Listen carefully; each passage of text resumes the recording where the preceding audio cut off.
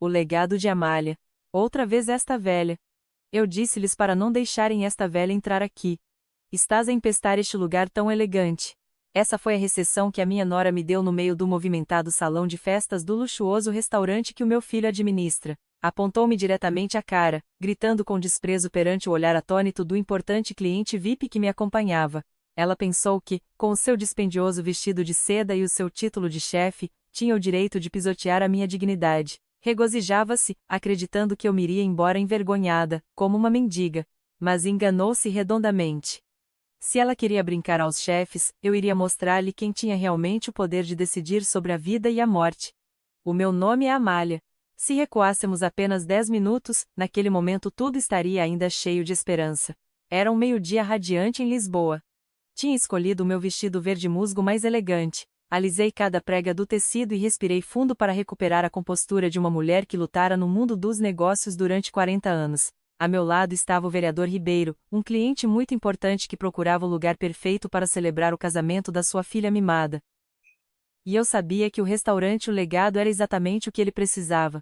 Isto não era apenas um almoço, era uma tábua de salvação.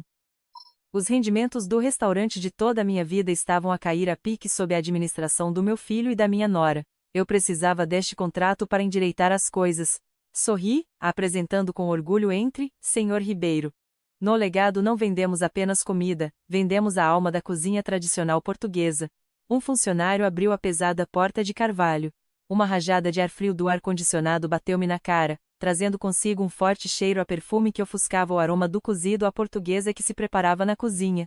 Franzi ligeiramente o sobrolho. Bem no centro do salão, na melhor mesa VIP com vista para a fonte, estava sentada a minha nora, Carolina. De pernas cruzadas, ria e conversava animadamente com um grupo de amigos vestidos na moda, a mesa cheia de caras garrafas de vinho, apesar de ser apenas meio-dia. Ao ver-me entrar, o sorriso nos lábios de Carolina desvaneceu-se. No seu lugar, surgiu uma expressão de horror misturada com nojo, como se acabasse de ver algo sujo a sair de um esgoto. Olhou para o meu vestido um tanto clássico, depois para os seus amigos curiosos, como se temesse que a presença da sua velha sogra a envergonhasse. Sem me dar tempo, nem a mim nem ao senhor Ribeiro, para reagir, Carolina levantou-se de um salto, empurrando a cadeira para trás e criando um rangido estridente no chão de mármore. Gritou, a sua voz aguda rasgando o espaço, outra vez esta velha. Todo o restaurante ficou atônito, mas ela não se deteve. O seu dedo, com unhas perfeitamente arranjadas, apontava diretamente para minha cara enquanto continuava a gritar outra vez essa velha. Eu disse-lhes para não deixarem esta velha entrar aqui. Estás a empestar este lugar tão elegante. O tempo pareceu parar. O tilintar dos copos de cristal cessou. A banda de jazz que tocava no canto também parou. O som do piano apagou-se. Um silêncio mortal cobriu todo o legado. Todas as cabeças se viraram para a entrada, onde eu estava parada, paralisada. Senti o sangue gelar-me nas veias, não por medo, mas pela humilhação que invadia cada célula do meu corpo. Procurei o meu filho, Henrique, com o olhar. Ele estava de pé junto ao balcão, a poucos passos de distância. O Henrique tinha ouvido tudo, sem dúvida alguma. Olhei para ele com um ar suplicante, esperando que desse um passo em frente, que dissesse algo para defender a mãe, ou pelo menos para salvar as aparências perante um convidado importante. Mas não. O Henrique apenas baixou a cabeça, brincando com a borda do colete, fingindo examinar uma garrafa de vinho, sem se atrever a olhar para mim uma única vez. A sua cobardia foi como uma facada no meu coração, mais dolorosa do que os insultos da Carolina. O vereador Ribeiro, a meu lado, pigarreou. Olhou para Carolina, que estava furiosa, depois para o Henrique, que se escondia, e finalmente pousou o olhar em mim com compaixão. Abanou a cabeça com desaprovação. Não sinto muito, dona Amália. Creio que o ambiente aqui não é adequado para o casamento da minha filha. Falamos mais tarde. Dito isto, virou-se e saiu diretamente pela porta, sem olhar para trás. O maior contrato do ano tinha se esfumado. Fiquei sozinha no meio do salão que eu própria tinha construído, tijolo a tijolo. A minha autoestima pisoteada sob os saltos altos da minha nora e o silêncio do meu filho. Queria gritar. Queria lançar-me sobre ela e dar-lhe uma lição de boas maneiras. Mas não o fiz. Sou a Amália. Não sou uma vendedora de peixe da praça para me pôr a discutir aos gritos num lugar público. Respirei fundo, tentando reprimir o tremor que percorria o meu corpo, mantendo as costas o mais direitas possível. Virei-me e fui-me embora, deixando para trás os risinhos trocistas que começavam a surgir do grupo de amigos da Carolina. Deixei-me cair no banco do condutor do meu velho carro Ford, batendo a porta com força, isolando-me do mundo ruidoso e cruel lá fora. O motor arrancou com um gemido, soando tão pesado quanto a minha própria respiração naquele momento. Não liguei o rádio. Precisava de silêncio para acalmar as fissuras que se abriam no meu peito. O carro avançou lentamente, tirando-me do buliçoso centro da cidade em direção à minha velha casa num subúrbio tranquilo. Um semáforo vermelho na Avenida da Liberdade deteve-me. Naquele momento de espera indefinida, larguei o volante, pousei as mãos sobre as coxas e observei-as em silêncio. Estas mãos não eram finas, suaves e com unhas perfeitamente pintadas como as da Carolina. A pele das minhas mãos estava enrugada, salpicada de manchas da idade, de cor castanha escura como a casca de uma fava velha. Mas o que mais se destacava eram as tênues cicatrizes de queimaduras entrecruzadas. Algumas tinham se desvanecido com o tempo, outras ainda estavam claramente marcadas. Uma nuvem de memória surgiu de repente, tão picante e vívida como se tivesse acabado de destapar uma panela de caldo a ferver. Há 40 anos, o legado não era o restaurante de luxo com candelabros de cristal e toalhas brancas de hoje. Naquela altura, era apenas uma roulotte de comida degradada numa esquina poeirenta. Lembro-me, como se fosse ontem, do frio penetrante das noites. Às 3 da manhã, quando toda a cidade de Lisboa ainda dormia, eu já estava acordada. Nas minhas costas, o pequeno Henrique estava bem preso num chale velho e gasto. O calor da sua respiração constante na minha nuca era a única fonte de calor que me abrigava no meio do nevoeiro frio. O cheiro a carvão aceso, o aroma da massa a ser amassada para a broa de milho, o chiar da banha de porco quente na frigideira para as bifanas, todos esses cheiros impregnaram-se no meu cabelo e na minha pele durante décadas. Lembro-me das vezes em que o óleo a ferver me salpicava diretamente nas mãos. Uma dor aguda, mas não me atrevia a largar a frigideira nem a gritar, com medo de acordar o menino nas minhas costas. Só podia morder o lábio, deixando a pele empolar enquanto continuava a mexer a carne. Cada cêntimo ganho naqueles dias estava ensopado de suor e sangue. Quando Pedro, o meu marido, faleceu subitamente de uma doença, a carga sobre os meus ombros tornou-se ainda mais pesada. Fui pai e mãe ao mesmo tempo. Tiavdeada. Tive de ser forte para enfrentar os valentões do mercado, mas incrivelmente terna ao chegar a casa para dar de comer ao meu filho, colherada a colherada.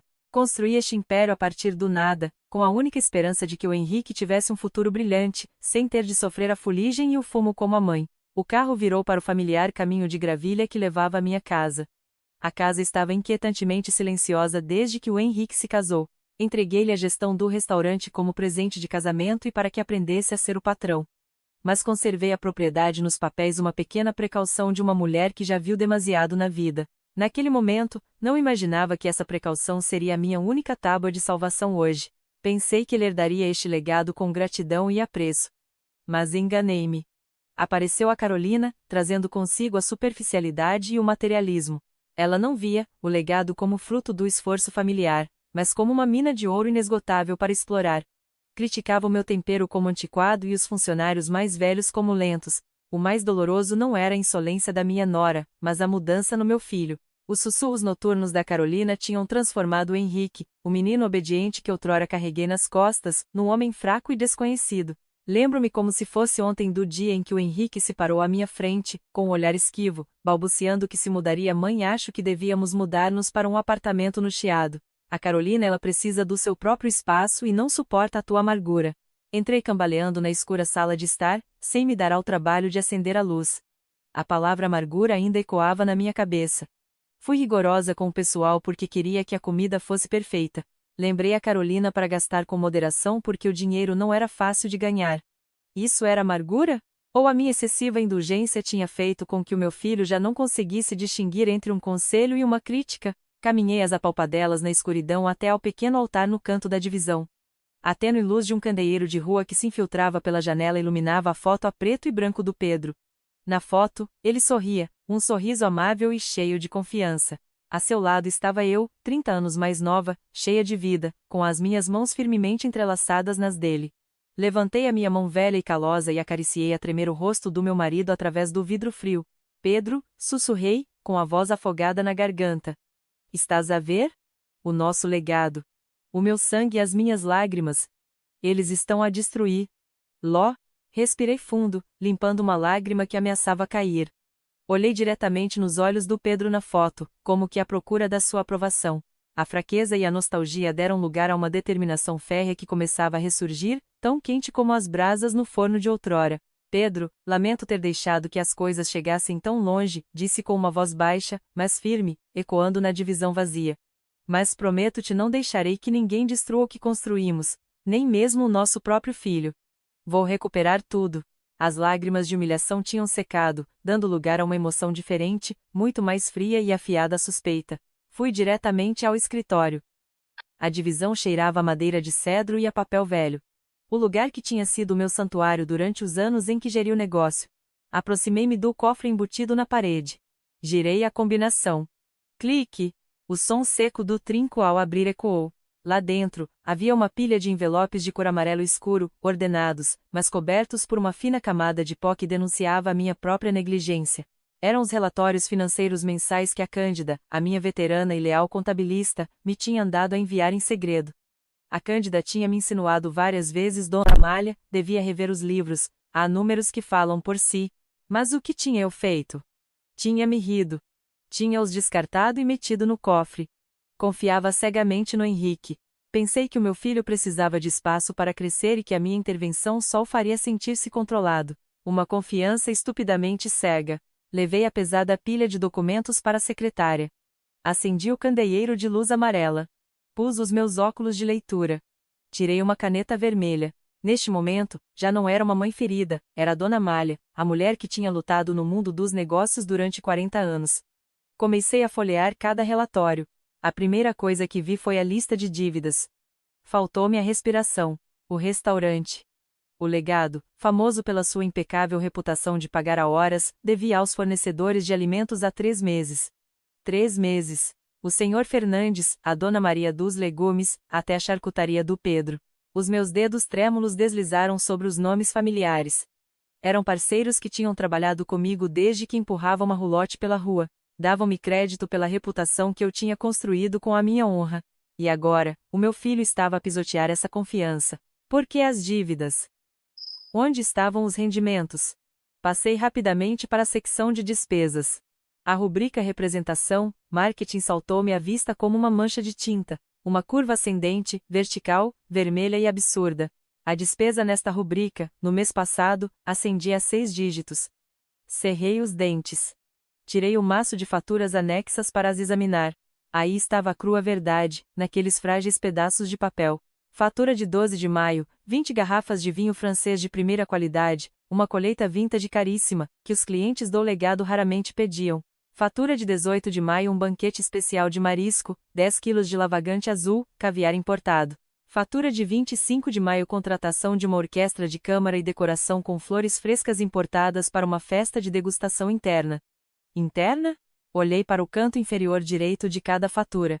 Ali, em vez da assinatura rabiscada mas cuidadosa do Henrique, estava a caligrafia floreada e arredondada, com um pequeno coração sobre o i, da minha nora Carolina. Tudo estava contabilizado como despesas de representação da empresa. Mas eu sabia perfeitamente que nenhum cliente tinha desfrutado destas coisas. Eram as festas decadentes da Carolina e do seu bando de abutres. Comiam e bebiam à custa do meu suor e lágrimas, consumindo os lucros enquanto os fornecedores ficavam por pagar. A raiva estalou no meu peito, tão ardente como se tivesse engolido carvão a ferver. Mas obriguei-me a ter calma. Precisava de continuar. Passei para a secção de pessoal. A lista de funcionários era longa. Mas onde estavam todos os nomes familiares? O chefe Miguel, que tinha cozinhado a melhor comida tradicional da região durante 15 anos, tinha-se ido embora. Motivo não cumpre com as expectativas de inovação. A senhora da limpeza, Ana, uma mãe solteira trabalhadora que deixava sempre o chão impecável despedida. Motivo ritmo de trabalho lento. O velho segurança, Francisco reformado antecipadamente. E quem o substituiu? Os seus salários eram o dobro dos antigos funcionários. Deixei cair a caneta sobre a mesa. O som seco ecoou no silêncio. Então era isso. Ela não queria apenas desfrutar, estava a expurgar o legado por completo. Despediu todos os que me eram leais, os que conheciam a história do restaurante, para colocar a sua própria gente. Queria transformar o meu legado no seu recreio pessoal, num multibanco sem fundo para suas frívolas diversões. E o Henrique, o meu filho? Onde estava ele quando a sua esposa assinava esses papéis? O que fez ele quando o velho Miguel arrumou as suas coisas e se foi embora? Ficou em silêncio. Um silêncio cúmplice e desprezível. Olhei em redor do escritório. Os prêmios, os recortes de jornal sobre o sucesso do legado pendurados na parede, agora pareciam uma zombaria. Pensei que tinha dado ao meu filho um trono para reinar, mas afinal deles uma faca para se esquartejarem a si mesmos. Não perdi apenas o respeito no restaurante esta manhã. Se isto continuasse, num mês apenas, quando os credores viessem bater à porta, perderia tudo. Toda a minha vida se resumiria a estas cifras de dívida. Fechei os olhos. Respirei fundo, tentando reprimir a náusea que me subia pelo estômago. O cheiro a papel velho era agora tão amargo. Abri os olhos, fixando a assinatura em forma de coração da Carolina na fatura do vinho. O meu olhar já não tinha a indulgência de uma mãe. Tinha se tornado frio, calculista e analítico, como nos dias em que tinha de lutar por cada lugar no mercado da Ribeira. Tremiam-me as mãos, não de frio, mas pelo gelo que sentia na alma ao ver esses números que falavam por si. A noite tinha caído. O canto dos insetos no jardim misturava-se com o assobio do vento através das frinchas das janelas, criando uma lúgubre sinfonia suburbana de Lisboa. Sentei-me imóvel na poltrona de pele do escritório, em frente à pilha de documentos financeiros manchados com cifras fraudulentas. As luzes da divisão estavam fracas, apenas a luz amarelada do candeeiro de secretária iluminava o meu rosto idoso e cansado. De repente, o telefone tocou. O som estridente rompeu o silêncio da noite, sobressaltando-me. O meu coração deu um salto. Olhei para o ecrã, as palavras Henrique, filho apareceram a piscar, como uma última brasa de esperança num monte de cinzas. A minha mão trêmula estendeu-se. Por um instante, o coração mole de uma mãe ressurgiu, talvez ligasse para pedir desculpa. Talvez, depois de chegar a casa, tivesse reconsiderado o comportamento irresponsável da sua esposa. Talvez ligasse para perguntar se a mãe tinha chegado bem a casa, ou se estava magoada pelos insultos da tarde. Fosse como fosse, o Henrique continuava a ser o filho que outrora carreguei nas costas, a quem tinha dado de comer cada colherada de mingau quando se sentia mal. Respirei fundo, tentando acalmar a minha voz que estava prestes a quebrar-se. Filho, deslizei o dedo para atender, levando o telefone à orelha. Estou? Henrique, filho. Não terminei a frase. A voz do meu filho soou do outro lado da linha, sem saudação, sem preocupação. Apenas uma repreensão apressada e fria, tão estranha que pensei ter me enganado no número. Mãe. Mãe, sabes a confusão que causaste hoje? Fiquei atônita, com um nó na garganta. Que confusão causei eu? O Henrique suspirou. O seu tom estava cheio de irritação e cansaço, como se eu fosse um fardo que tinha de resolver antes de ir dormir. Deixaste a Carolina em ridículo. Ela está a chorar no quarto neste momento. Sabes que a Carolina é muito sensível. Ela precisa de manter as aparências com os seus amigos da alta sociedade, pessoas que podem elevar o estatuto do nosso restaurante. Não podia acreditar no que ouvia. Em ridículo? Quem foi a pessoa que ficou em ridículo esta tarde? Quem foi expulsa pela nora como um cão do seu próprio negócio? Henrique, o que estás a dizer? A tua esposa gritou comigo à frente do meu cliente VIP. Expulsou-me. Isso foi porque apareceste na altura errada. Interrompeu-me meu filho, levantando a voz e abafando as minhas palavras. Sabes que ela é a imagem do restaurante. Mas a tua presença, com essa aparência antiquada, colocou-a numa situação desconfortável com os amigos. Da próxima vez que quiseres vir, avisa-nos antes para que possamos dar-te uma mesa num canto escondido. É melhor para todos, percebes? Uma mesa num canto escondido. Essa frase foi como um balde de água a ferver atirado à minha cara. Senti as minhas bochechas a arder e depois a ficarem dormentes. O meu filho, o filho por quem sacrifiquei a minha juventude, agora queria esconder-me em algum canto como se fosse um móvel velho e vergonhoso. Queria que eu, a verdadeira dona, me movesse às escondidas como uma criminosa no meu próprio restaurante. A dor transformou-se numa fúria incontrolável. Apertei o maço de papéis sobre a mesa. As folhas amarrotaram-se sob os meus dedos calosos. Não podia suportar mais. A minha paciência tinha sido despedaçada pela sua cobardia e ingratidão. Um canto escondido? A minha voz tremia, mas não de medo, e sim de uma ira crescente. Queres esconder-me para que a tua esposa possa continuar a interpretar o seu papel de rainha elegante? Henrique, abre bem os olhos e vê o que está a fazer essa que chamas a imagem do restaurante nas nossas costas. Folhei rapidamente os documentos, com os olhos fixos nas cifras a vermelho. A minha voz endureceu. Tenho os relatórios financeiros na minha mão. Estão há 3 meses sem pagar aos fornecedores. O Sr. Fernandes chamou-me a suplicar que lhe pagasse porque a esposa está no hospital. Entretanto, olha o que a tua esposa tem feito. festas de lavagante e caviar para os amigos. Centenas de garrafas de vinho caro, assinadas como despesas de representação. Que representação? Os amigos dela são potenciais clientes ou apenas um bando de parasitas que vêm para a borla? Houve um silêncio de alguns segundos do outro lado da linha. Pensei que estas provas irrefutáveis fariam Henrique cair em si. Esperava que se surpreendesse, que me perguntasse sobre as dívidas, mas não. O seu suspiro de enfado voltou a soar, seguido de um leve risinho. Outra vez, já começas a procurar problemas outra vez. Procurar problemas? Gritei, as lágrimas a brotarem de frustração. Estou a falar da sobrevivência do legado.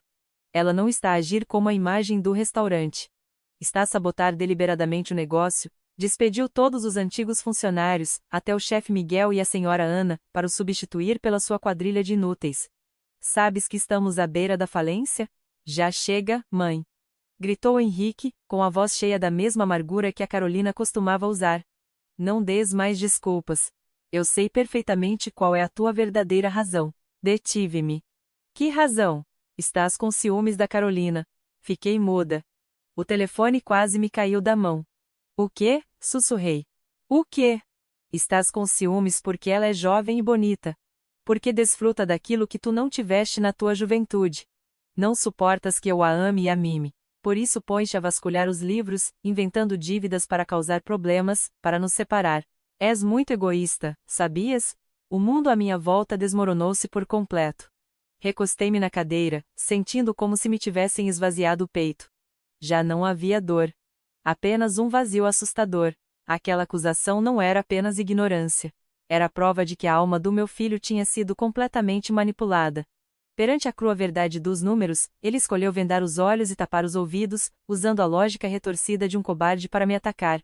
O filho chamado Henrique, o homem que eu esperava que assumisse a liderança da família, tinha morrido. Quem falava ao telefone comigo era apenas uma marioneta, uma sombra sem caráter, repetindo as doces palavras que a sua esposa lhe sussurrava ao ouvido. Não me defendeu.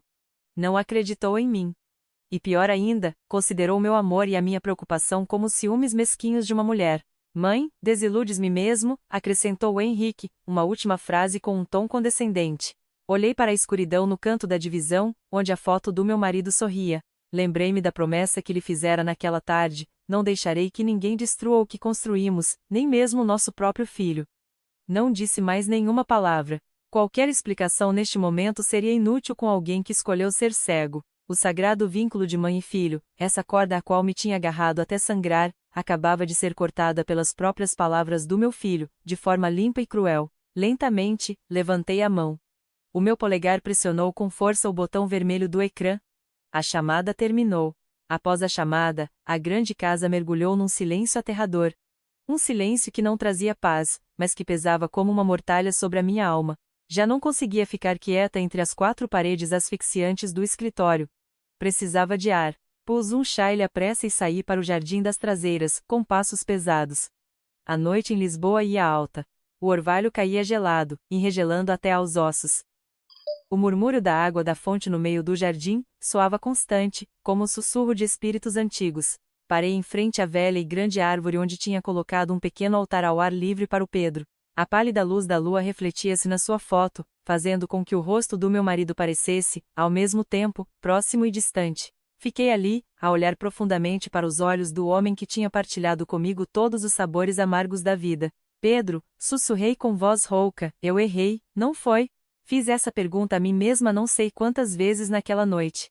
Amava o meu filho, ou estava a prejudicá-lo? Durante todos estes anos, tinha protegido demasiado o Henrique. Tinha medo que ele sofresse, que sentisse o calor do forno, que tivesse de baixar a cabeça perante clientes difíceis como eu no passado. Tinha-lhe preparado um caminho de rosas para que caminhasse. Mas esqueci-me de que uma árvore que não suporta o sol, o vento e a tempestade, nunca terá raízes profundas na terra. Tinha transformado meu filho numa trepadeira fraca, que só se sabia agarrar a um tronco podre, e agora, ao encontrar-se com um parasita venenoso como a Carolina, não só não conseguia defender-se, como se virava contra a raiz que o tinha nutrido. Se continuasse a mimá-lo, a pagar as suas dívidas em segredo e a retirar-me para a sombra como ele queria, o Henrique tornar-se-ia num parasita para sempre. E o legado? O legado pelo qual o Pedro e eu tínhamos sacrificado a nossa juventude, seria devorado pela Carolina até não restar mais do que uma casca vazia. Uma forte rajada de vento soprou, fazendo ranger as folhas secas debaixo dos meus pés. O frio fez-me estremecer, mas foi esse mesmo frio que me clareou a mente. Levei a mão à cara para secar as lágrimas que rolavam pelas minhas bochechas. O gesto foi decidido e firme. Sem rasto da fraqueza da velha mãe, que acabava de ser ferida, levantei a cabeça e respirei fundo o ar limpo da noite. A mãe amável, paciente e compreensiva de ontem morreu com aquela chamada telefônica. Agora, sob a luz da lua, só restava a Dona Amália, a mulher de ferro que outrora fez tremer os grossistas do mercado da Ribeira. O meu olhar tornou-se afiado, tão tranquilo como a superfície de um lago antes de uma grande tempestade. Tirei o meu telemóvel e marquei um número que ainda sabia de cor, embora não ligasse há mais de um ano. O telefone tocou 3 vezes. Do outro lado da linha, atenderam. Uma voz sonolenta, mas cautelosa, soou. Estou? Dona Amália? O que se passa a estas horas? Era o Roberto, o diligente gerente que tinha estado comigo durante mais de 20 anos. Um homem honesto, de cabelo grisalho, que vestia sempre um fato impecável e tinha uma enorme dignidade. A Carolina tinha obrigado a reformar-se antecipadamente no ano passado, apenas porque ele se atreveu a recusar-se a pagar uma das suas faturas de compras pessoais. Naquela altura, o Henrique não o defendeu e eu, para manter a paz, fiquei em silêncio e deixei-o ir. Um sentimento de arrependimento invadiu-me, mas reprimi-o rapidamente. Não era momento para sentimentalismos. Roberto, disse com voz grave e firme, sem rasto de tremor. Lamento ligar-lhe a esta hora. E também lamento a injustiça que teve de suportar no ano passado. Do outro lado da linha, houve um silêncio, como se estivesse a suster a respiração. Preciso que volte, Roberto. Imediatamente. Dona Amália, mas o jovem Henrique e a menina Carolina, a voz do Roberto vacilou. Esqueça-os. Interrompi-o, fria e decidida. O restaurante. O legado continua em meu nome. Eu sou a proprietária, a que tem o poder de decidir. Amanhã, vamos recuperar tudo. Preciso que prepare uma equipa de segurança profissional, homens que só obedeçam às suas ordens. Contacte o meu advogado pessoal de imediato. Peça-lhe que redija os documentos de despedimento e de penhora de bens. Amanhã, às 8 da manhã, começamos a agir. O suspiro de alívio do Roberto ouviu-se através do telefone, acompanhado de um entusiasmo mal disfarçado. Entendido, senhora. Esperei por esta chamada durante muito tempo. Prepararei todos os documentos e o pessoal. Amanhã, às 8 em ponto, estarei à porta do restaurante. Muito bem. Obrigada, meu velho amigo. Uma nova aliança forjou-se na escuridão, sem fanfarras, mas com um peso imenso. Desliguei o telefone, a olhar para as janelas escuras da cidade. Esta decisão poderia fazer com que os meus filhos caíssem estrondosamente, até mesmo que me odiassem. Mas era preferível que chorassem hoje a vê-los arruinados amanhã. As segundas-feiras de manhã em Lisboa começam sempre com uma caótica sinfonia de buzinas e o ritmo azarefado característico da metrópole. Mas, para mim, esta manhã estava estranhamente tranquila. Um silêncio inquietante, como o mar calmo antes de um tsunami. Não me levantei cedo para cozinhar ou regar as plantas, como todos os dias. Às 7 da manhã, já estava em frente ao espelho. A pessoa no espelho não era a velha Amália com um avental manchado de fumo, mas sim a Dona Amália de há 20 anos. Escolhi um fato preto à medida, perfeitamente ajustado, e na lapela esquerda prendi um broche de prata, símbolo de resistência e vitalidade. Pus um batom de um tom vermelho escuro. Suficientemente elegante, suficientemente poderoso, e suficiente para ocultar a palidez de uma noite sem dormir. Saí para o carro. O meu motorista pessoal já estava à espera. Ao banco principal, na Avenida da República, ordenei secamente. O carro deslizou, misturando-se com a multidão. Não olhei para a paisagem urbana. Na minha cabeça, naquele momento, só havia números, cláusulas legais e um plano programado com precisão milimétrica. Não havia lugar para o sentimentalismo. O amor de mãe, neste momento, devia ceder perante a disciplina de uma empresária. 8h30 da manhã. Fui a primeira cliente a entrar na sala VIP do banco. O ar lá dentro era fresco, com cheiro a papel novo e a dinheiro. O gerente da sucursal, o Sr. Costa, assim que me viu, apressou-se a receber-me. O seu sorriso mostrava um pouco de surpresa, porque já há muito tempo que eu não ia lá pessoalmente e costumava delegar no Henrique. Dona Amália. Que honra! Que vento atrás por cá tão cedo! O jovem Henrique está bem? Não lhe devolvi o sorriso. Apenas assenti levemente e fui direta ao assunto. Sentei-me, pousei a minha mala de pele sobre a mesa, tirei os meus documentos de identificação e o selo de proprietária. Senhor Costa, não vim para tomar um chá. Quero realizar algumas alterações urgentes na conta de empresa do restaurante. O legado. O Senhor Costa deteve-se por um momento, notando a seriedade na minha voz. Sentou-se à minha frente, a ajeitar a gravata. Sim, estou a ouvir. Como proprietária legal e única garante financeira, disse cada palavra clara e afiada, como um cortador de vidro, exijo que se congelem imediatamente todas as contas correntes e de pagamento do legado que estão sob a autorização do Henrique. Imediatamente. O Sr. Costa abriu os olhos de espanto. Congelar? Mas, senhora, o negócio. O jovem Henrique não poderá assinar cheques nem realizar nenhum pagamento. Isso é exatamente o que eu quero, interrompi-o. Obrigada. A partir deste momento, todas as transações devem levar a minha assinatura direta ou a do novo representante que nomearei mais tarde. Sem exceções. Os dedos do gerente teclam rapidamente no computador. O som do teclado ressoava no silêncio. A seguir, continuei, sem lhe dar tempo para descansar. Cancele todas as cartões de crédito adicionais da categoria Platinum que abri para o Henrique e a sua esposa, Carolina. Cancelar todas, senhora? Também a da menina Carolina? Todas. Bati suavemente com o dedo sobre a mesa de vidro. Corte-as por completo. Não quero ver nem mais um cêntimo da minha conta ir para os bolsos deles. Agora mesmo. Olhei para o ecrã do computador do Sr. Costa. Quando a palavra desativada apareceu em vermelho brilhante junto aos nomes do meu filho e da minha nora, não senti qualquer arrependimento, uma sensação de alívio espalhou-se pelo meu corpo. Acabava de cortar o cordão umbilical que alimentava a sua dependência e a sua ganância. Era o que tinha de ser feito. 9h15 da manhã. Saí do banco. O sol começava a picar. Olhei para o relógio. Tudo corria de acordo com o previsto. Próxima paragem, o escritório de advogados Mendes Associados. O Dr. Mendes era um velho amigo que me tinha ajudado com os papéis desde que abri o restaurante. O seu escritório ficava num edifício antigo, com um forte cheiro a livros de direito e a carvalho velho. Assim que me viu, compreendeu a gravidade da reunião. Não me fez perguntas triviais. Apenas ajeitou os óculos e escutou-me. Tenha certeza, Amália? Perguntou Mendes pela última vez, quando se imprimiu o rascunho da decisão. É o seu filho. Este documento será uma mancha na carreira dele. Olhei para o papel branco com tinta preta à minha frente. O título em negrito: decisão de cessação do cargo de gerente. Por baixo estava o nome do Henrique e o motivo do despedimento, escrito de forma clara, cruel, mas honesta, falta de capacidade na gestão financeira causando perdas à empresa e grave incumprimento dos princípios de direção. Peguei na caneta tinteiro. O corpo da caneta estava frio. Lembrei-me do olhar cobarde e cabisbaixo do meu filho na tarde anterior. Lembrei-me da sua voz descarada ao telefone na noite anterior: estás com ciúmes da Carolina. Tenho a certeza, Mendes, respondi sem um pingo de tremor na voz. Ele precisa de uma lição, e o meu negócio precisa de ser salvo. A minha caneta deslizou sobre o papel. A assinatura foi decidida, forte. A Amália.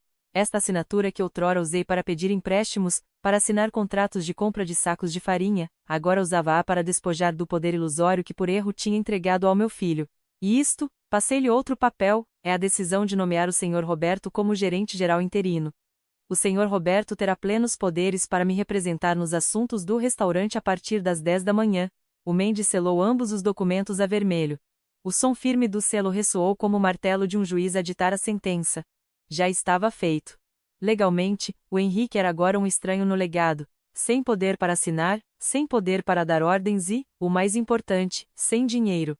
9h45 da manhã. Saí do escritório de advogados. O telemóvel na minha mala continuava em silêncio. Talvez, em casa, o Henrique e a Carolina ainda dormissem até tarde, ou desfrutassem de um pequeno almoço tardio, sonhando com as suas próximas festas luxuosas. Não faziam ideia de que o céu lhes tinha caído em cima e que a tempestade tinha varrido os alicerces podres sobre os quais se sustentavam. Observei as pessoas buliçosas nas ruas. Senti-me 10 anos mais nova. A acutilância e a perspicácia de uma empresária tinham voltado a correr pelas minhas veias. Eu já não era a velha mãe que esperava que o filho voltasse a casa para comer. Eu era a que estava ao volante. Levantei o telefone para ligar ao Roberto. Todos os trâmites estão prontos, meu velho amigo.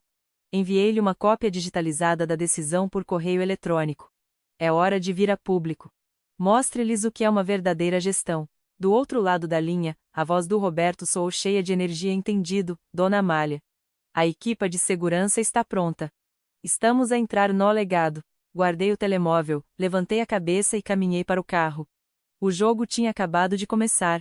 Pouco depois, já estava sentada no escritório da minha casa, com as cortinas corridas para bloquear o forte sol da manhã. À minha frente, não havia chávenas de chá quente nem revistas de moda, mas sim um tablet que transmitia ao vivo as imagens do sistema de câmaras de segurança do restaurante O Legado. O café negro sobre a mesa tinha arrefecido, mas não me dei ao trabalho de o beber. Toda a minha atenção estava naquele pequeno ecrã. Sentia uma emoção a percorrer-me as veias. Não é uma emoção da ansiedade, mas a euforia de um general no seu posto de comando, a observar as suas tropas avançar para reconquistar a fortaleza. O relógio marcou 10 horas em ponto da manhã. No ecrã, uma carrinha preta parou bruscamente em frente à entrada principal do restaurante. A porta do veículo abriu-se.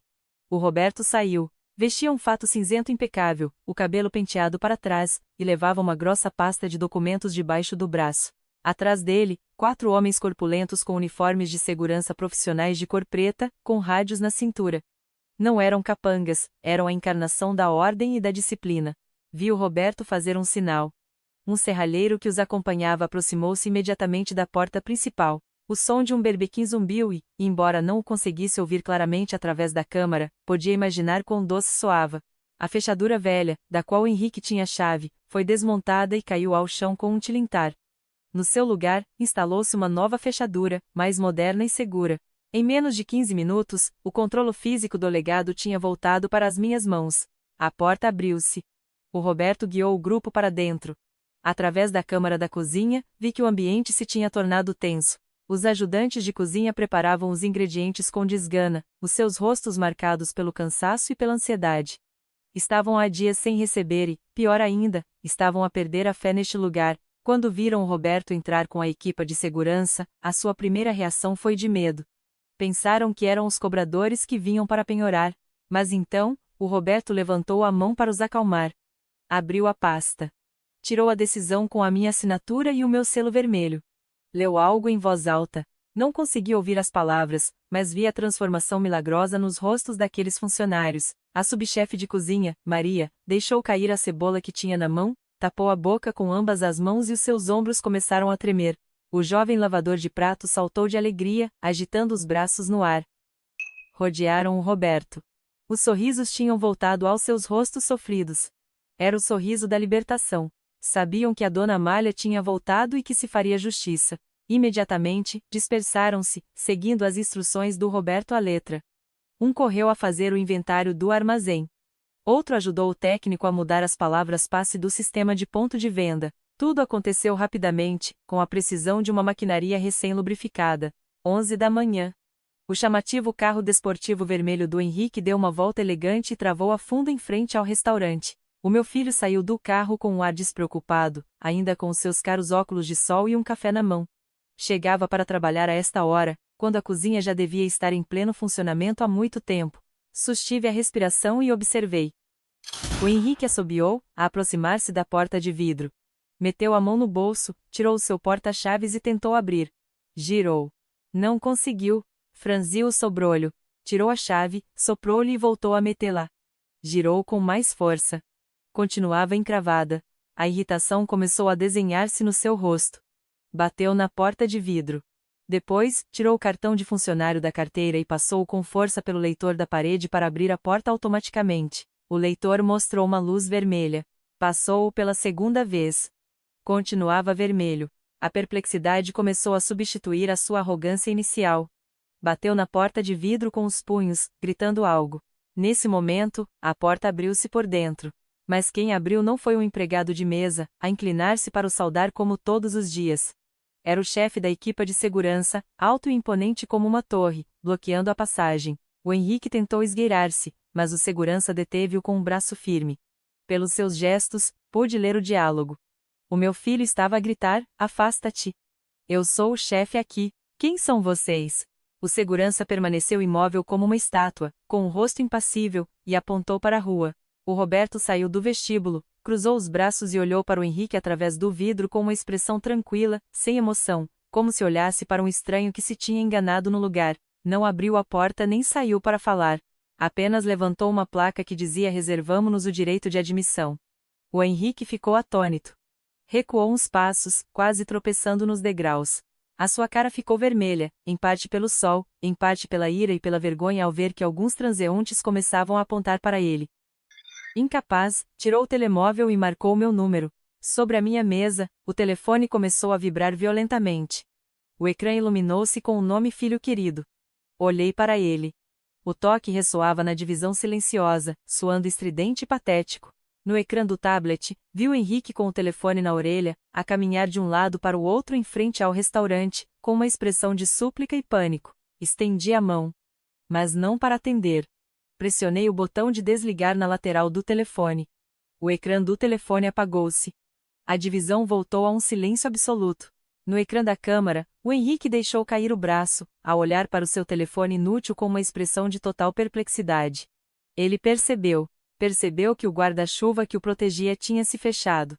A porta do legado fechou-se com estrondo à sua frente, tão fria e decidida como o meu próprio coração. Naquele momento, o meu silêncio foi a resposta mais contundente. O tabuleiro de jogo tinha mudado, e a rainha tinha voltado à sua posição. Ao meio-dia, o sol estava no seu ponto mais alto sobre Lisboa, projetando um calor abrasador sobre o asfalto. Eu continuava sentada no meu escritório, com os olhos colados ao ecrã do tablet.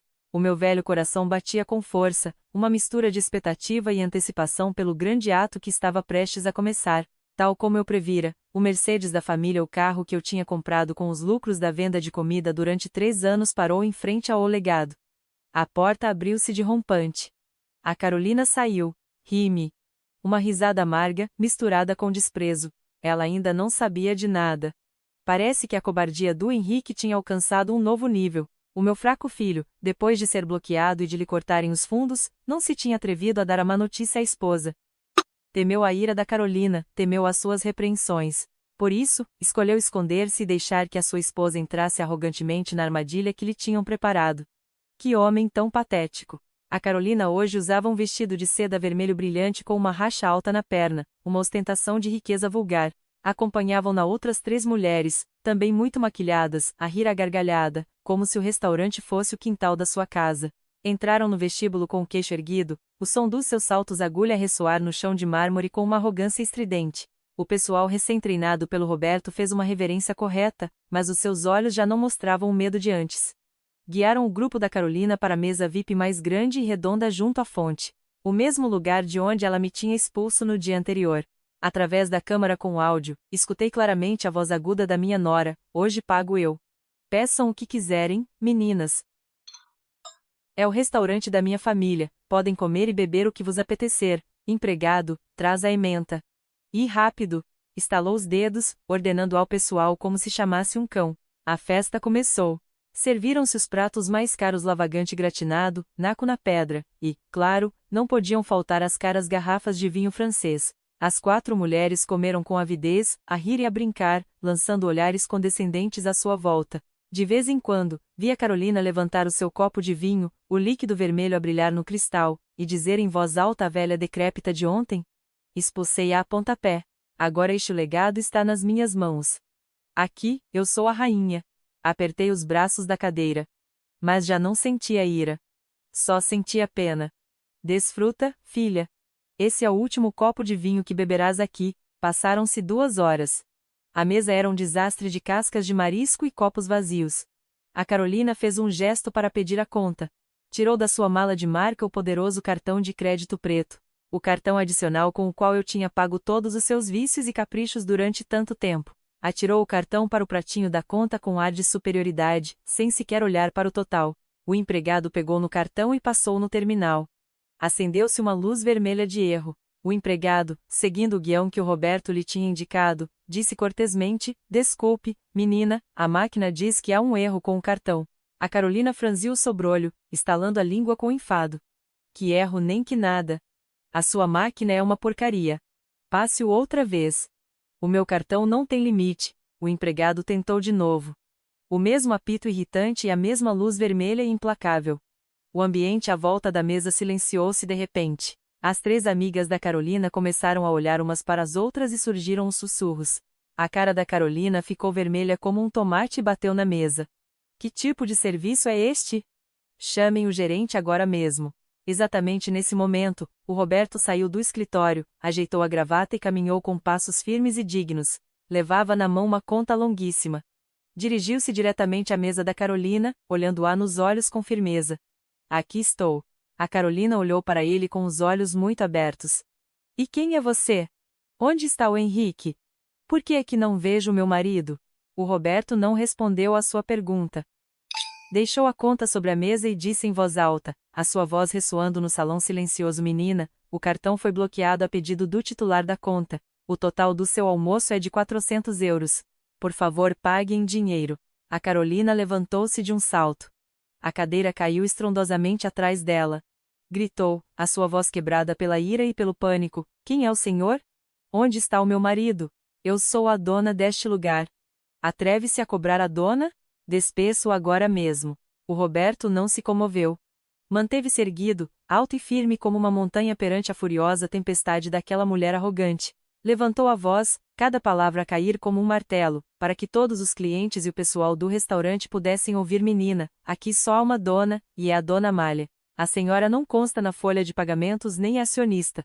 A senhora é apenas uma cliente. Se não pagar, ver-me-ei obrigado a chamar a polícia por tentativa de roubo. O quê?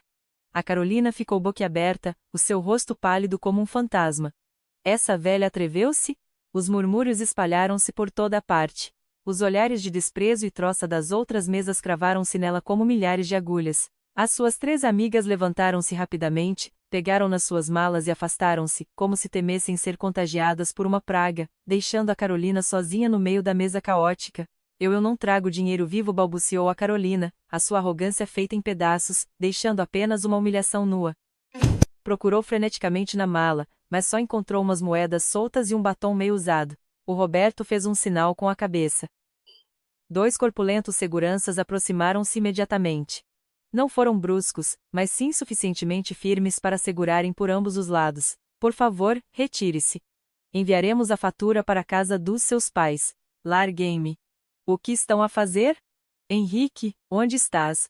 A Carolina gritou e lutou em vão, mas ninguém lhe respondeu. Foi escoltada pelo corredor principal sob o olhar de dezenas de pessoas. Passou pelo mesmo lugar por onde eu tinha caminhado humilhada no dia anterior. Mas hoje, era ela quem baixava a cabeça.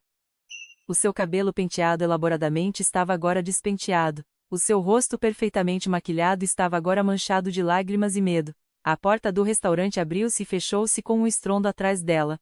No ecrã, vi o pessoal e os clientes começarem a aplaudir. O aplauso soou como uma chuva de verão, a limpar toda a sujidade que a Carolina tinha trazido àquele lugar. Recostei-me na cadeira, soltando um longo suspiro de alívio. Uma sensação de satisfação espalhou-se pelo meu peito. A queda daquele falso ego foi patética, mas também muito merecida. Sabia que isto era apenas o começo do seu castigo, mas, pelo menos esta tarde, poderia comer com gosto. A noite caiu sobre o subúrbio, densa e silenciosa. O ar abafado anunciava uma tempestade iminente. Mas eu sabia que a verdadeira tempestade não vinha do céu, e sim aproximava-se a toda velocidade em direção ao portão de ferro da minha casa, num carro de luxo que eu própria tinha pago. 8 da noite. Estava sentada na poltrona da varanda do primeiro andar, com as mãos entrelaçadas sobre o colo. Não acendi as luzes. A escuridão era o escudo perfeito naquele momento. Escutei o rugir de um motor ao longe. O chiar dos pneus a travar bruscamente em frente ao meu portão. Depois, o bater violento de uma porta de carro e o som apressado de saltos altos a bater no asfalto. Abre a porta. Que diabo estás a fazer? Abre agora mesmo. A voz da Carolina rasgou a noite, estridente e cheia de insolência. Já não havia rasto de respeito. Batia freneticamente no pesado portão de ferro, o som do metal a ressoar por toda a rua. Mãe! Mãe! Estás em casa? Sai para falar e esclarecer as coisas. Por que bloqueaste os nossos cartões? Por que expulsaste a minha esposa? O Henrique também começou a gritar, a sua voz trêmula, uma mistura de ira e medo extremo. Permaneci sentada, respirando profundamente o ar frio da noite. Antes, só de ouvir uma leve tosse do meu filho, eu ter-me-ia levantado de um salto. Mas esta noite, os seus gritos apenas endureciam mais o meu coração. Tinha-me preparado para este momento desde que saí do escritório do advogado. Levantei-me, ajeitei o chale sobre os ombros e aproximei-me da balaustrada da varanda. Sob a tênue luz amarelada do candeeiro de rua, vi 2 figuras que se contorciam como 2 animais encurralados. A Carolina, com o cabelo revolto, o seu vestido de seda vermelho da tarde agora amarrotado e patético. O Henrique, por sua vez, caminhava em círculos, a bater inutilmente nos pilares do portão. Parem de bater, disse eu, a minha voz tranquila, mas fria, ressoando lá do alto. Esse portão é de ferro maciço. As vossas mãos não o vão amolgar, só vão partir os ossos. Ao ouvirem a minha voz, ambos levantaram a vista. Velha, desce aqui agora mesmo. A Carolina apontou para mim lá de baixo, o rosto contorcido de raiva. Quem pensas que és para me humilhar à frente das minhas amigas? Liga agora mesmo para reativarem o meu cartão. Se não, processo-te por apropriação indevida. Ri-me suavemente. Queria processar-me por me apropriar dos meus próprios bens? A estupidez dela realmente não tinha limites. Olha para a direita do pilar do portão, disse, ignorando a sua ameaça vazia. Há um envelope branco colado aí. Pega nele e lê tu mesma. O Henrique olhou, desconcertado, na direção que lhe indiquei. Viu o envelope grande colado firmemente à fria barra de ferro. Descolou-o a tremer. A luz do candeeiro era apenas suficiente para que lesse as letras pretas sobre o papel branco. Observei cada expressão no rosto do meu filho primeiro, um franzir de sobrolho de confusão, depois, os olhos arregalaram-se de horror, e finalmente, as mãos caíram, deixando que os papéis se espalhassem pelo chão. Mãe, isto é a sério?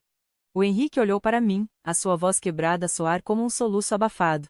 Lê em voz alta para que a tua esposa ouça. Ordenei. O Henrique não conseguiu falar. Assim, a Carolina arrebatou os papéis do chão. Examinou-os à luz, os olhos movendo-se rapidamente. Decisão de despedimento, recuperação de bens, balbuciou a Carolina, a sua voz a diminuir até desaparecer. Naquele envelope, havia 3 documentos legais com efeito imediato que o advogado Mendes tinha preparado essa tarde. Primeiro, a decisão de despedir o Henrique do seu posto de gerente do restaurante por grave incumprimento das regras financeiras, sem indenização, sem subsídio de desemprego. Segundo, a notificação de recuperação do luxuoso apartamento no Chiado onde viviam como reis. O apartamento estava em meu nome, só lhes tinha emprestado. Prazo para desocupar 24 horas. Terceiro, a ordem de recuperação do carro desportivo e do Mercedes que conduziam. Eram carros da empresa, e eles já não eram funcionários da empresa. Não. Não pode ser, gritou a Carolina, amarrotando os papéis na mão. Não podes fazer isto. Não, onde vamos viver? Em que nos vamos deslocar? Queres matar o teu próprio filho? Não estou a matar ninguém, respondi, a minha voz dura como a pancada de um martelo numa bigorna. Só estou a recuperar o que é meu. As coisas que vocês deram como garantidas esbanjaram. Mãe, o Henrique ajoelhou-se no chão, levando as mãos à cabeça. Sou teu filho. Sou teu filho. Como podes atirar-me para a rua? Queres que eu morra à fome? Ver o meu filho adulto ajoelhado a suplicar não por arrependimento, mas por medo de perder o seu sustento partiu-me o coração. Mas sabia que, se cedesse agora, o estaria a prejudicar para toda a vida. Era hora de cortar este cordão umbilical já demasiado velho. Apoiei-me na fria varanda, olhei diretamente para os meus 2 filhos e disse cada palavra claramente, a ressoar na noite silenciosa: dei-vos tudo. Uma casa grande, carros de luxo, um trabalho fácil e a honra de uma família respeitável. Mas por que é que o trocaram? Pela superficialidade, pela preguiça e por uma ingratidão desprezível. Usaram meu dinheiro para sustentar parasitas, usaram a minha reputação para se exibirem, e usaram o meu amor para pisotear a minha dignidade. Fiz uma pausa para engolir o nó na garganta, o meu olhar mais decidido do que nunca. O castelo de areia que construíram com o meu dinheiro desmoronou-se. A partir de agora, têm de se valer por si mesmos. Acabaram-se os cartões de crédito. Acabou-se a casa grátis. Acabou-se a ver quem limpe a confusão que vocês fazem. Saiam por aí. Procurem um trabalho, lavem pratos, sirvam mesas, para que saibam o peso de €1. És uma malvada. És uma bruxa. Gritou a Carolina, desesperada, lançando um dos seus sapatos de salto contra o portão de ferro com um estrondo. Não me comovi. Olhei para o Henrique, o meu filho, que continuava ajoelhado no chão, a sua sombra longa e fraca. Quando souberem o valor do dinheiro ganho com as vossas próprias mãos, quando aprenderem a pedir perdão sinceramente, então voltem a falar comigo. Por agora, ponham-se daqui para fora. A segurança virá recolher os carros em 15 minutos. Dito isto, virei-me e entrei em casa. Mãe? Mãe? Mãe, não me deixes, gritou o Henrique, desconsolado, atrás de mim. Espera. Não te vás embora. Guinchou a Carolina freneticamente. Corri a pesada cortina, bloqueando por completo a luz e o som do exterior. A divisão voltou ao seu silêncio habitual. Apoiei-me contra a parede. As minhas pernas de repente sentiram-se fracas, e deslizei até ao chão frio. Não chorei. As lágrimas tinham secado na noite anterior. Agora só restava um vazio, mas um vazio necessário para começar de novo. Tinha rompido o casulo que envolvia os meus filhos, podiam sentir dor, podiam sair magoados. Mas era a única maneira de terem a oportunidade de se tornarem em borboletas e voarem com as suas próprias asas. Lá fora, as sirenes de uma patrulha de polícia começaram a ouvir-se ao longe. Sabia que era hora de o pano cair sobre a peça da dependência. Esta seria uma noite muito longa para eles. E também para mim. Passaram-se 3 meses desde aquele dia. O tempo em Lisboa parece passar mais rápido quando se está ocupado e feliz. A época das chuvas terminou, dando lugar a um céu azul intenso e a um sol dourado que se infiltra pelas árvores que começam a florescer. Estou sentada na minha mesa habitual, num canto do jardim do legado, a saborear uma chávena de chá de ervas quente. O ambiente à minha volta já não é o caos de dívidas e preocupações, mas sim um ritmo de trabalho entusiasta e cheio de vida. O Roberto, com o seu impecável fato cinzento, passeia-se entre as mesas, sempre com um sorriso cortês ao cumprimentar os clientes. Está a sair-se muito bem. Melhor do que eu esperava. Os lucros dos últimos 3 meses dispararam, não só cobrindo as perdas anteriores, como também gerando um benefício considerável. Olho para a pasta sobre a mesa. Não são faturas por cobrar, mas sim a lista das primeiras crianças que receberão a Bolsa Sementes do Futuro.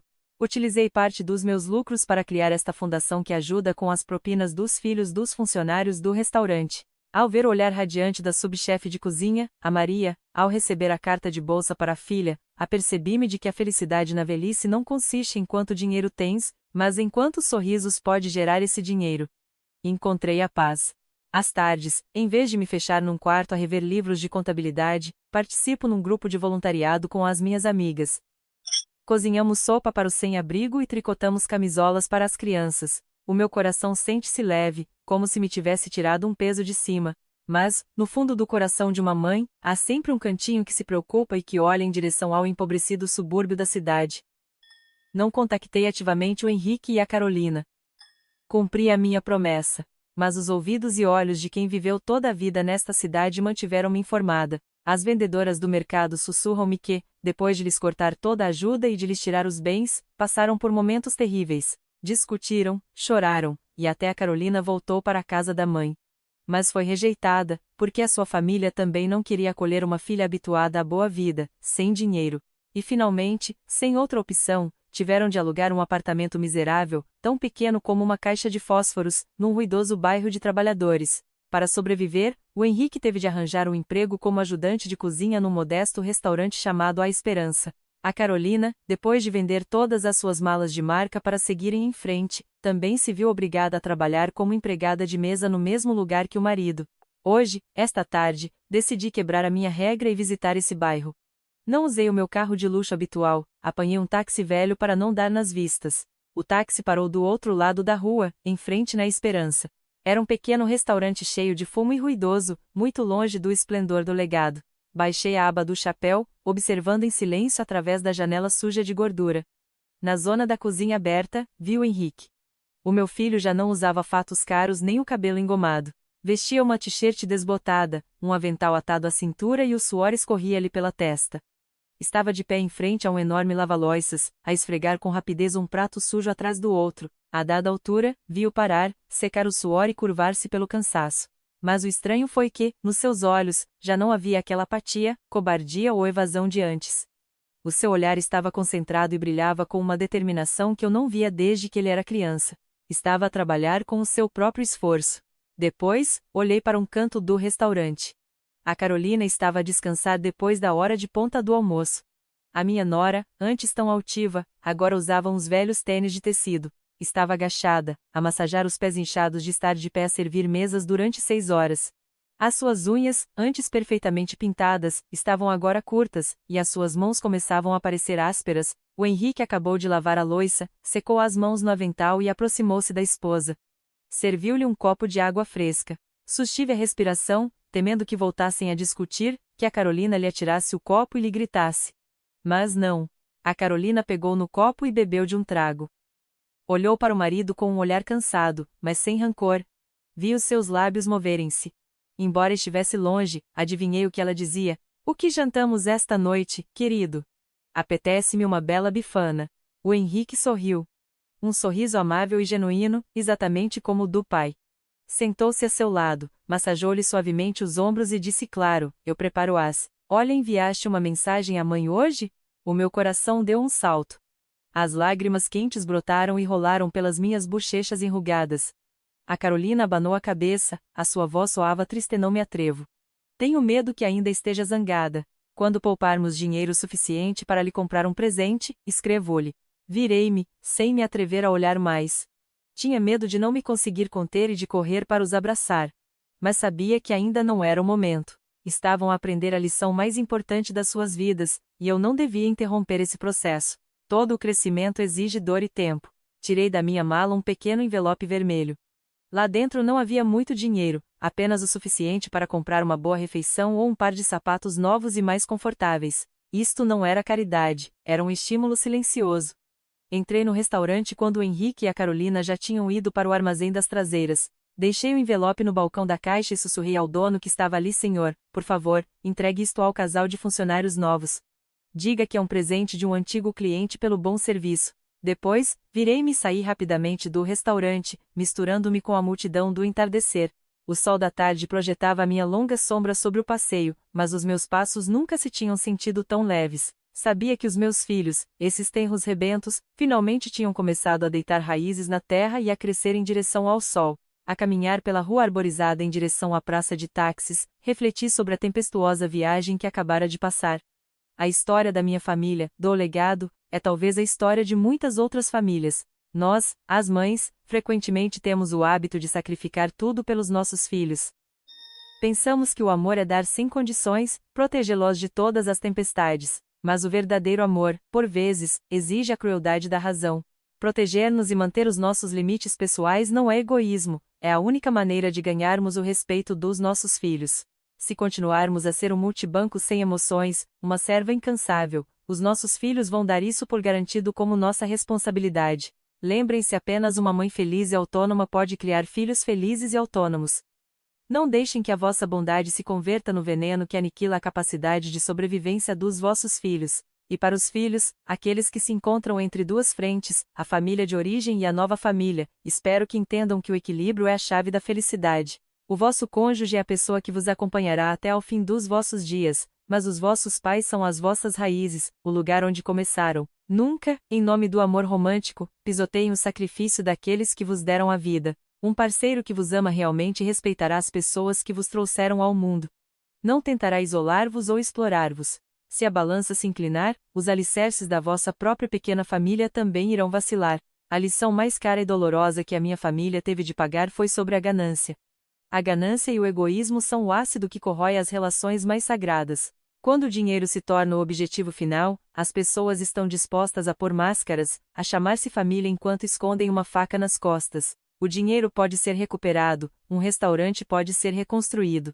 Mas assim que o afeto familiar se quebra por interesses materiais, a cicatriz permanece para sempre. Não deixem que os bens materiais vos ceguem, para que, quando olharem para trás, não se encontrem sozinhos num frio castelo de ouro. Finalmente, para aqueles que estão, ou estão prestes a entrar, numa relação familiar-monstruosa sobre os alicerces da partilha e do trabalho honesto. O amor duradouro não floresce em festas luxuosas pagas com o dinheiro de outros, mas sim eleva-se quando duas pessoas lavam os pratos juntas, massajam os pés inchados uma da outra depois de um duro dia de trabalho, e pensam na humilde ceia de amanhã com um sorriso de paz. Esse é o legado mais precioso que podemos deixar nesta vida.